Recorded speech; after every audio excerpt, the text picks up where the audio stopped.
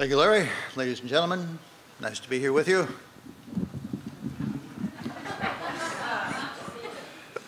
It's alive. I've spent my career either working for nonprofit organizations like the Claremont Institute, and I think this resume is why Karen asked me to talk about nonprofit institutions and the less long march through them. So I want to do so by discussing O'Sullivan's Law, first laid out 30 years ago when John O'Sullivan was editor of National Review magazine. It states that any organization that is not explicitly right-wing will, over time, become explicitly left-wing. The examples he gave were the ACLU, the Ford Foundation, and the Episcopalian Church. Any sentient creature could update this list. To take just 3 examples, the websites and publications of the National Geographic Society, PTA, and American Cancer Society repeatedly invoke diversity, multiculturalism, and inclusion. It's also the case that many organizations created so that individuals' voluntary acts and donations would promote some public good, such as health or education, now understand their mission largely in terms of lobbying government to address a chosen problem with new laws, regulations, and spending.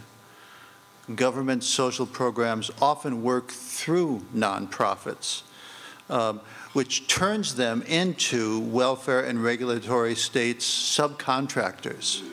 As a result, nonprofits that start out as alternatives to big government or even arguments against it end up being its extensions and defenders. Because O'Sullivan unveiled his law in a 1-page editor's note, not a long, structured essay, he doesn't say much about why organizations move to the left. The entirety of his explanation in 1989 was that, I'm quoting, "People who staff such bodies tend to be the sort who don't like private profit, business, money-making, the current organization of society, and by extension, the Western world." In an interview 18 years later, O'Sullivan gave a different account, stressing passivity rather than zeal. "Because the zeitgeist is liberal," he said, "those who lack firm convictions will tend to drift in a liberal direction. Only avowed conservatives will stand their ground." I'd like to expand on those observations a bit. For one thing, I think there's a natural fit between leftists and nonprofits. The for-profit world is ruled by severe and painfully clear metrics. The mousetrap or smartphone app either works or doesn't. It either is or isn't better than competing products on the market. It either does or doesn't generate profits that satisfy investors and lenders. None of the participants' intentions, attitudes, feelings, or grievances enter into the question. The nonprofit sector is different. Like the public sector's social welfare state, it prefers to be judged by the nobility of its goals rather than by the utility of its deeds.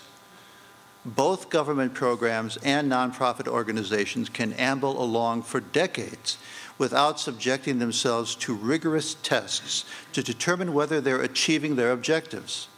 And when they do explain themselves, it's usually in terms of outputs rather than outcomes. Enrollment in after-school programs, for example, rather than changes in the high school dropout rate. This aversion to the discipline of clear goals and real consequences is partly a matter of self-interest and partly of conviction. The government programs or nonprofit organizations created to solve a problem usually, instead, end up colonizing the problem, as professional reputations and careers come to depend on managing rather than eliminating some social ill. In the extreme case, when the Salk vaccine eradicated infantile paralysis, which was the problem that brought the March of Dimes organization into existence, That nonprofit embraced a new mission, birth defects and infant mortality, rather than declaring victory and standing down. The conviction part comes from the fact that a central aspect of the leftist project is the refusal to accept the 18th century foundations of modern capitalism and constitutionalism. It is not from the benevolence of the butcher, the brewer, or the baker that we expect our dinner, Adam Smith wrote in 1776, but from their regard to their own interest. 11 years later, James Madison wrote in the Federalist Papers that the government could be obliged to control itself through political structures that supplied what he called the defect of better motives. The left, however, wants benevolence and better motives, which sets it against economic and political systems predicated on their absence. This valorization of sincerity and lofty motives in turn explains the leftist preoccupation with compassion and the corresponding indifference to achieving intended results or causing unintended but harmful ones. As the saying goes, the one thing we know about someone who thinks that what really matters is that his heart is in the right place is that his heart is not in the right place. O'Sullivan's Law then explains why leftists are drawn to nonprofit organizations and why their prominence there results in those organizations wasting time and money rather than fulfilling their purpose. To understand how all this affects the political contest between the left and right, we need to call upon another National Review editor, its founder, William F. Buckley.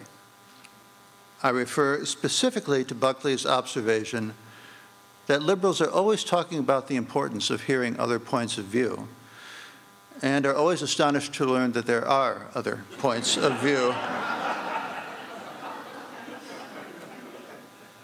What's at work here is something more interesting and important than garden variety hypocrisy.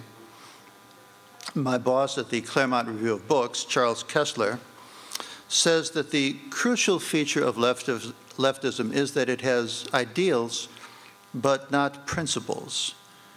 The ism of progressivism is the belief that our moral understandings constantly evolve. Progressives insist, though never demonstrate, that constant evolution equals constant improvement. In other words, progress. There is no room in this framework for political standards anchored in an unevolving human nature, such as the idea that governments are instituted to secure certain inalienable rights, or that they derive their just powers from the consent of the governed. To be a progressive, then, is to enjoy absolute, eternal flexibility of conviction.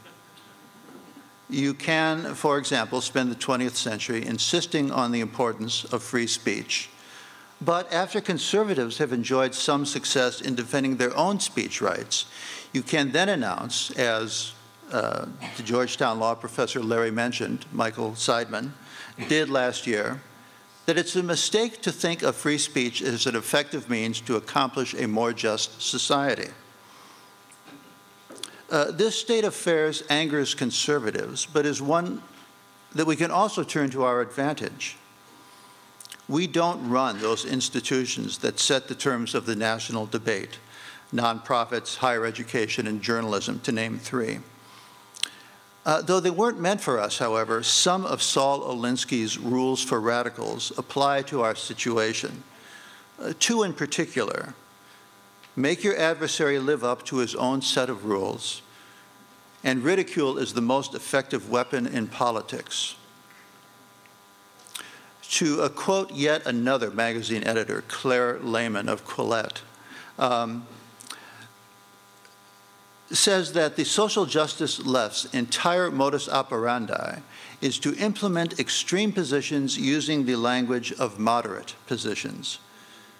Respectable liberals who have ideals but not principles have no basis to reject the cutting-edge thinking of the left, no matter how illiberal it becomes.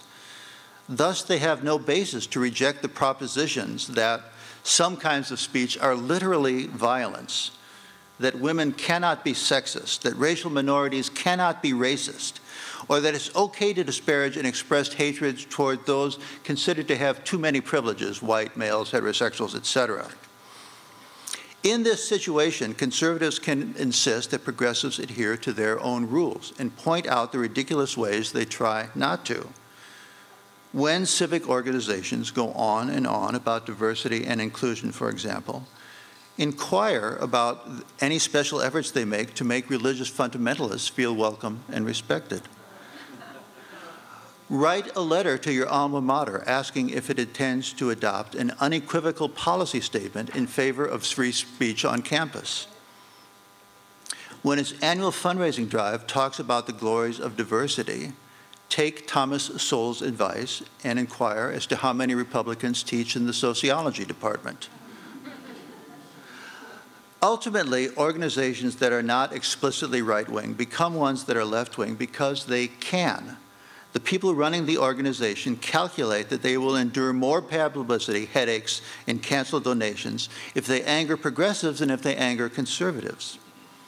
Against this, conservatives' vigilance, skepticism, and assertiveness won't guarantee that we'll win every fight or even the majority of them, but we can make our adversaries think twice and realize that disrespecting us and our principles is a decision with costs.